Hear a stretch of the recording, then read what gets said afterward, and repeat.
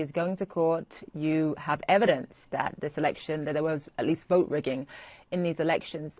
What evidence do you actually have that even though there may have been irregularities, that there may have been inconsistencies, what evidence do you actually have that these inconsistencies would have actually changed the result? The evidences are, one, the direct transmission of results from the polling units as clearly and objectively provided for in the law and in the INEC guidelines were not followed. Next evidence is that the collation of results from the ward units all the way to the national did not make reference and did not compare and did not confirm correctness and authenticity of those figures with IREV. IREV was absent. So these are key evidences. I beg to say that election is comprised of voting, in the case of Nigeria and the new Electoral Act, transmission, collation in accordance with the Electoral Act, and declaration in accordance with the Constitution.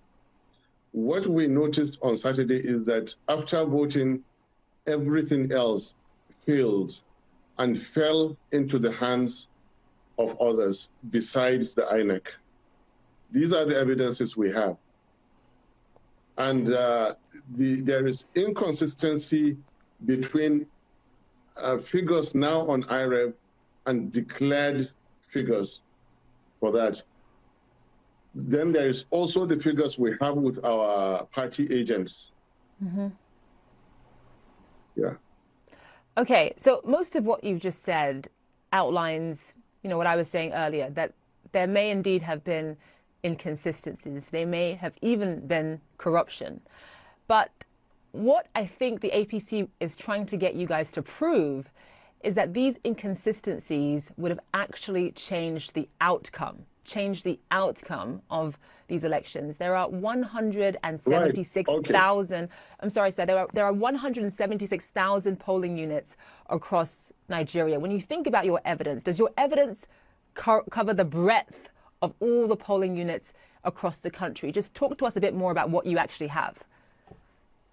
Yes, our evidence covers the length and breadth of the entire 178,606 polling units, less those that there was no voting, of course.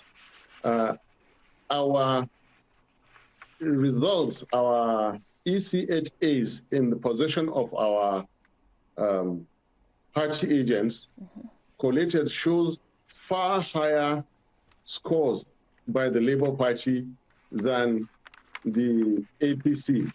It shows great variance between figures that were collated upon which a declaration of a winner was made. If the actual results with us, and that should have been uploaded immediately after the election as provided by the law, we would have won this election. That is materially different from what has been declared now as the winner. Okay, so just explain to me, Yusuf, what your goal is at this point in time. Yes, the Labour Party is going to court. They're challenging the results. Is your goal at this point for Peter Obi to be declared the winner, or is your goal to actually call for fresh elections in Nigeria right now? A final position has not been taken by our legal team. But in my capacity as a running mate, and due to the wealth of evidence that we have, we would like to pray that the court declare Peter Obi of the Labour Party as duly elected winner of the 2023 presidential elections of Nigeria. Do you trust the judicial system. I mean, I know that the judicial system, especially in Anambra State, has helped Peter Obi in the past. This is not the first time he's gone to court.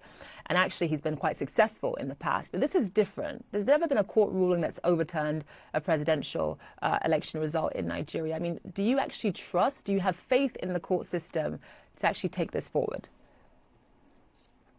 No, now I can tell you categorically, I do not trust the court system. No, I do not. Peter Obi might have benefited in the past, but right now we have a Senate president who contested presidency in 2022 primaries, lost, and he is now a winner in a senatorial district. This is magic. I do not trust our court system anymore.